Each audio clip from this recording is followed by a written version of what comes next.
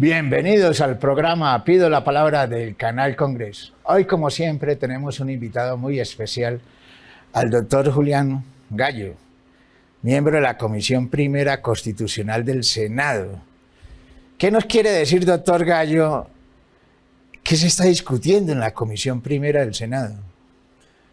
Bueno, en el día de hoy, casualmente, tenemos invitados a la sesión los representantes de todas las instituciones que tienen relación con la Comisión Primera para escucharles sus recomendaciones con relación al proyecto de presupuesto que presentó el Gobierno Nacional. Esta es una norma que está establecida y por eso en el día de hoy estaremos recibiendo el presidente del Consejo de Estado, de la Corte Suprema de Justicia, de la Corte Constitucional, de la Jurisdicción Especial para la Paz, entre otras entidades que harán sus recomendaciones acerca de las necesidades presupuestales que tienen para que de esa manera desde la Comisión Primera presentemos una proposición que recoja esas necesidades y sean incluidas en el presupuesto general.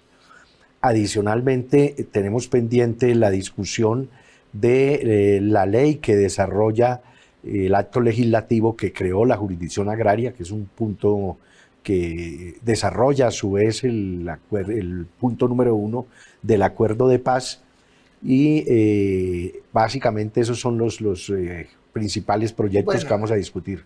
Expliquémosle bien a los colombianos, fue una reforma constitucional, el acto legislativo que le da una cosa que no existía en Colombia, derechos fundamentales a los campesinos en Colombia. ¿En qué consiste esa reforma constitucional que usted aprobó, esa reforma constitucional? Sí, el acto legislativo que reconoce al campesinado como sujeto especial de derechos, lo que hace es incorporar a la Constitución colombiana una resolución del año 2018 de la Organización de Naciones Unidas, donde se establece la necesidad de que los distintos gobiernos a nivel del mundo reconozcan al campesinado como un sujeto especial de derechos por el papel fundamental que cumplen en la producción alimentaria, por la forma especial con que el campesinado se relaciona con la tierra. De manera que este fue un proyecto de acto legislativo y complementariamente a este proyecto se aprobó también como un punto del acuerdo de paz la creación de una jurisdicción agraria. Esta jurisdicción agraria lo que busca es crear unos jueces, unos tribunales, unas salas especializadas en el tema agrario, dado que el problema acerca de la propiedad, la tenencia, el uso de la tierra es tal vez uno de los mayores generadores de violencia que se ha presentado en Colombia a lo largo de la historia. Por eso en el acuerdo de paz incluimos la necesidad de que se le brinde al campesinado esa posibilidad de acceder a una justicia de manera pronta, que no se demoren los procesos como sucede actualmente, que cualquier litigio alrededor de la tierra demora entre 15 y 20 años y que por el contrario puedan muy fácil tener respuesta a esas necesidades de justicia. Bueno, el tema de la tierra en Colombia ha sido el factor fundamental de violencia. Después del proceso de paz adelantado entre el gobierno, el Estado, digamos, entre el Estado colombiano y las antiguas FARC, se creó y se armaron una serie de instrumentos para desarrollar el campo. Sin embargo, lo que uno observa en la actualidad es que siguen grupos al margen de la ley tratando de copar esos espacios que ustedes hacían presencia, o sea, cumplían autoridad. Y eso significa que el gobierno nacional no copa esos espacios como Estado. ¿Qué le falta para que el gobierno nacional logre llegar a esos territorios con autoridad y con Estado? Bueno, efectivamente, tal vez uno de los objetivos fundamentales al firmar el acuerdo de paz, así quedó entre otras cosas consignado en la introducción del punto 3, es que por fin lográramos cerrar el conflicto, por un lado, conflicto armado, pero que al mismo tiempo el Estado ocupara esos territorios ya no solamente con fuerza pública, sino también con justicia, con desarrollo, con beneficios para el campesinado. Al no haberse dado esta situación, complementariamente también con la sustitución concertada de los cultivos de uso ilícito, ese vacío que deja el Estado en los territorios es llenado por grupos y organizaciones al margen de la ley, y es lo que tiene hoy en día el territorio colombiano inmerso en un conflicto, ya no mayoritariamente un conflicto de carácter insurgente como lo fuimos nosotros o como lo representa el Ejército de Liberación Nacional, sino con una serie de organizaciones y de expresiones armadas que están muy ligadas a tres factores fundamentalmente, que son el control territorial, la explotación de economías ilícitas y una especie de amalgama con poderes políticos que se han apropiado de ese territorio y lo tienen usufructuando para sus beneficios políticos, económicos, sociales. De manera que ese es el fenómeno que estamos viviendo y es la base precisamente de que el gobierno nacional se esté planteando como una política en este momento la posibilidad de la paz total. Bueno, pero eso implica que para copar esos territorios, como se han hecho en otras partes del mundo, que se ha desarrollado el tema del posconflicto con mucho éxito, en la reconstrucción económica local de esos territorios abandonados por el Estado, donde lo único que encuentra uno es violencia, miseria y la ausencia de Estado. Esa reconstrucción económica local se ha hecho en varias partes donde han terminado los conflictos. En África, se hizo en Malasia, inclusive se alcanzó a desarrollar en gran parte en El Salvador y en Nicaragua. ¿Y por qué el Estado colombiano no ha adquirido esa experiencia de las agencias de desarrollo económico local, de la reconstrucción económica local en Colombia? Bueno, digamos que hay un factor que ha sido determinante y es la existencia de cultivos de uso ilícito en esos territorios. El Estado colombiano se ha limitado a hacer presencia a través de la fuerza pública. Sin embargo, si nosotros tomamos el punto 1 de los acuerdos, que es la reforma rural integral, ese concepto de reforma rural integral habla no solamente de entregar tierra a los campesinos, de titular la tierra allí donde el campesino la tiene, pero no tiene los títulos, sino que se hace necesario que el Estado haga presencia con programas de desarrollo con enfoque territorial, que es lo que se denominan los PEDET, de manera que se pudieran llevar una serie de programas y de beneficios en infraestructura social, entiéndase carreteras, hospitales, escuelas, y que de manera paralela se avanzara en la sustitución voluntaria de los cultivos, incorporando esos territorios a las economías lícitas. Desafortunadamente, el gobierno de Iván Duque no cumplió con el acuerdo de paz y eso le cedió tiempo y espacio a estos actores ilegales que lograron copar el territorio y prácticamente hemos perdido 6 años de la implementación del acuerdo. 6 años, pero con un agravante, y es que han matado muchos firmantes de la paz y muchos líderes sociales. ¿Cómo podemos ayudar y plantearle al gobierno para ayudar a resolver esto de la ausencia de 6 años que prácticamente el acuerdo no prosperó, no se desarrolló, y que este gobierno al menos ha planteado una voluntad, tiene voluntad política para cumplir los acuerdos? Bueno, yo creo que hay un factor determinante y es esta política de paz total que ha planteado el presidente Petro. Además de los avances que se han tenido ya con el Ejército de Liberación Nacional, en este momento existen, entiendo, más de 20 espacios de diálogo con estas organizaciones, entendiendo que no es un diálogo de reconocimiento político, sino un diálogo que busque generar mecanismos de sujeción a la justicia, es decir, que estos grupos y estas organizaciones, a cambio de unos beneficios judiciales, puedan desmantelar esas organizaciones, desmantelar esas rentas ilícitas y de esa manera posibilitar que de manera más rápida, si se quiere, pueda el Estado avanzar allí en estas regiones a través de programas sociales.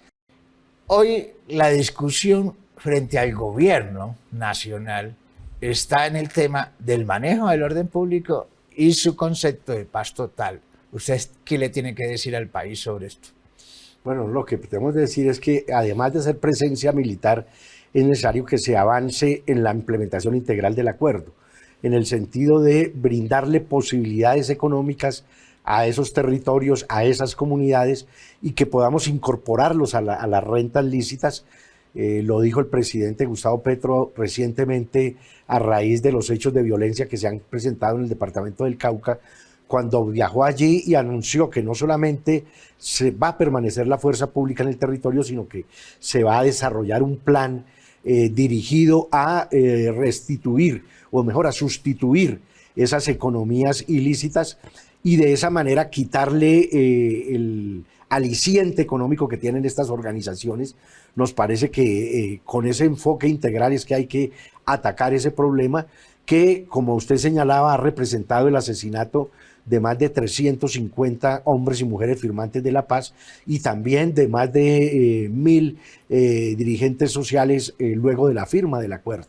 De manera que allí lo que hay es un vacío enorme de institucionalidad, de Estado, que debe hacerlo de manera integral para poder acabar con esos fenómenos de violencia. Bueno, pero el ministro de la Defensa reconoció que el secuestro y la extorsión han aumentado, ¿sí? Que los combates inclusive contra la fuerza pública están aumentando, que hay realmente toma y presencia de grupos al margen de la ley y hay desplazamiento forzado. Es decir, lo que está en cuestión realmente es el planteamiento de la paz total o el tema del manejo del orden público. Uno no entiende, el país no lo entiende. Nosotros llevamos más de 50 años, para hablar de la última, 60 años quizás, la última fase del conflicto, en la que se han intentado y ensayado todas las fórmulas de poder militar y no ha sido posible acabar con las distintas expresiones del conflicto. Por eso nosotros sí creemos que hay que seguir insistiendo en el diálogo, obviamente manteniendo la presencia del Estado en los territorios, manteniendo el trabajo de la fuerza pública para ejercer el control territorial, pero allá hay un fenómeno que nosotros tampoco podemos desconocer y es que de alguna manera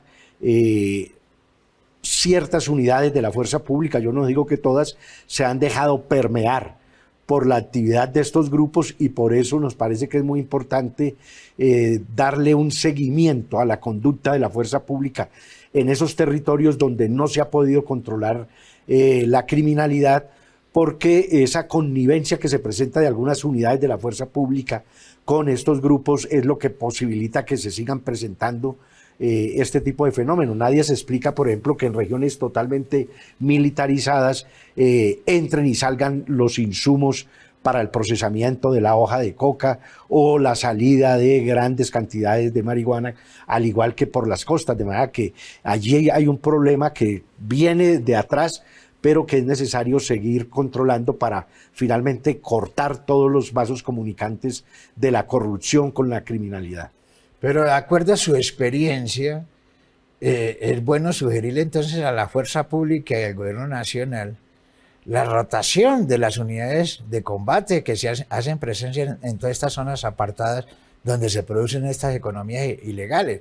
Porque una tropa que lleva mucho tiempo ahí realmente se contamina. Correcto. Es decir, termina haciendo negocios con los ilegales en últimas.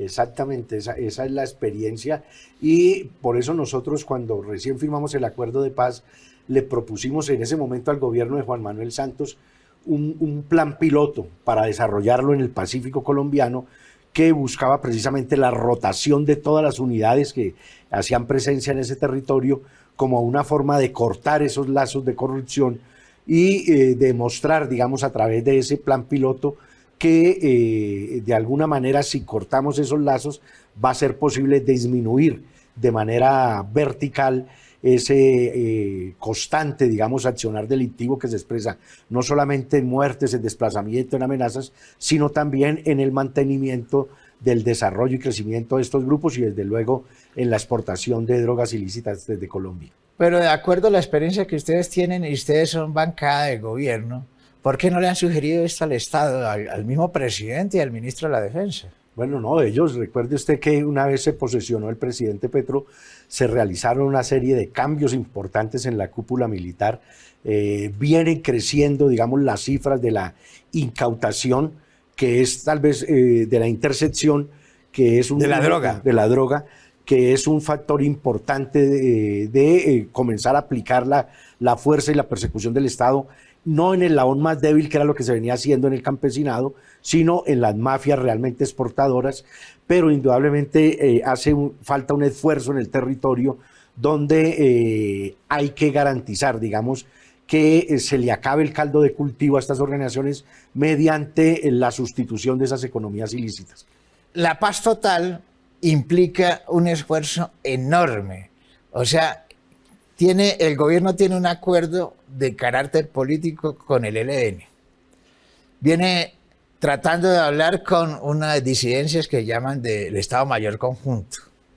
Tiene la Segunda Marquetalia, tiene el Clan del Golfo, los gaitanistas, tiene los antiguos grupos paramilitares. ¿No le parece eso muy complejo? Bueno, esa es la complejidad, digamos, de la violencia y de las múltiples expresiones del conflicto colombiano. Por eso a nosotros nos parece que es un acierto, digamos, la formulación de esa política. Quizás se ha fallado en definir una estrategia clara, hay que decirlo. No hay en este momento un documento guía que permita que la opinión pública nacional e internacional puedan decir, aquí está concebida la estrategia. Me parece que ese es un vacío enorme que tiene. ¿El alto comisionado para la paz le ha faltado eso, explicarle al país cuál es la ruta, cuál es el camino de la paz total? Evidentemente hay allí un vacío enorme. Nos parece que no ha habido una comunicación efectiva, eficaz, eficiente de esta política, y por eso es muy confuso, digamos, todo esto que está sucediendo. Mire, frente a la Segunda Marquetalia hay un tema jurídico que hay que resolver en el Congreso. Frente al tema del Estado Mayor Conjunto, igual. Frente al Clan del Golfo, igual. ¿Y qué van a hacer con aquellos grupos paramilitares inclusive, que fueron extraditados a Estados Unidos y que hoy se acogieron a la Justicia Especial para la Paz, como el caso de Mancuso y como el caso de Macaco? ¿Usted qué opina sobre eso? Bueno, mire, recientemente, la semana pasada, escuchamos la intervención, la presentación en un evento con la Cancillería de Macaco, en la cual se compromete, digamos... ¿Quién era Macaco? Macaco era un dirigente paramilitar que hizo parte, digamos, de las Autodefensas Unidas de Colombia, y que fue extraditado actualmente. Entonces él ya regresó al país y está pidiendo, digamos, hacer presencia en la Jurisdicción Especial para la Paz, al igual que lo solicitó Mancuso, en la idea de ellos poder dar toda la verdad respecto a los vínculos entre la institucionalidad, es decir, el Estado colombiano, tanto de militares como de civiles, y de sectores económicos, con este proyecto paramilitar que generó, digamos, semejante oleada de violencia en las décadas del 90, del 2000. Esto va a ser muy importante porque por fin los colombianos vamos a tener piezas del rompecabezas de la verdad que todavía no se conocen, y que es necesario, si de cara a esa paz total queremos, digamos, finalmente obtener la reconciliación, se conozca el papel que jugaron los distintos intervinientes en el conflicto. De manera que nos parece que ese es un avance importante. Ya Mancuso ha recibido la designación como gestor de paz y está a la espera de llegar al país. Esperamos que en su... ¿Eso qué significa ser gestor de paz? Bueno, básicamente es que se va a comprometer a aportar desde su conocimiento, no solamente al tema de la verdad, sino también de cara a todos estos procesos simultáneos que se están desarrollando, y poder de alguna manera jugar un papel allí de mediador, digamos, en algunos de estos procesos que el gobierno considere. De manera que sí se están dando cosas, pero repito, tal vez lo que ha faltado es más pedagogía, es que el gobierno pueda tener un documento guía, una estrategia clara que informe sobre cuáles son los objetivos, los procedimientos, y sobre todo el trato diferenciado que se le debe dar a cada uno de estos grupos, porque una cosa son las insurgencias de origen político y otra cosa las distintas expresiones de macrocriminalidad con las cuales se están intentando estos procesos. Pero ¿no cree que este proceso de paz total que el gobierno tiene en la mira, eso exige el concurso de toda la sociedad, de todos los partidos políticos, los gremios económicos, etcétera, etcétera? ¿No cree que al gobierno le ha faltado explicar mejor esto al país, a los sectores políticos, a todo el mundo, porque la paz es lo que señala la Constitución de los colombianos, lo que queremos los colombianos. Efectivamente, el gobierno colombiano y especialmente el presidente ha sido insistente en la necesidad de un acuerdo nacional. Sin lugar a dudas, este tema de la paz debe ser un eje central de ese gran acuerdo nacional. Esperamos a que ojalá en las próximas semanas se pueda ir recomponiendo un poco el acuerdo político que se dio inicialmente en el Congreso, pero que más allá del Congreso, realmente en cumplimiento de esa propuesta de un acuerdo nacional, nos podamos sentar los distintos sectores políticos, económicos, sociales, que hoy en día tienen expresión organizada en Colombia y de esa manera podamos elaborar una agenda conjunta que implica no solamente este tema de la paz, que debe ser central en ese acuerdo, sino también las grandes reformas que ha propuesto el gobierno del presidente Gustavo Petro. Porque si logramos eso, seguramente que en medio de las diferencias vamos a poder enrutar al país hacia una etapa no solamente de paz, sino también de desarrollo. El presidente ha planteado de que la paz es el tema de justicia social, pero no ha logrado construir un gabinete de justicia y de paz total. El presidente creo que ha tenido dificultades para organizar su equipo de gobierno, y frente al equipo de paz, pues hay mucho cuestionamiento por lo que usted señala. Es decir, no hay un itinerario, no hay una ruta clara, precisa y concisa, que es lo primero que hace cualquier statu quo de plantear un proceso de negociación. ¿Qué le podemos sugerir al gobierno frente a esto? Bueno, hubo un primer momento que surge, digo yo, de las realidades que se construyeron en las elecciones parlamentarias anteriores, en las que claramente la bancada de gobierno no es mayoría y, digamos, la bancada que llegó a la presidencia con Gustavo Petro, y hubo la necesidad de ampliar esa convergencia, esa coalición, que desafortunadamente con la llegada de las reformas, digamos, se logró por parte de la oposición desintegrar.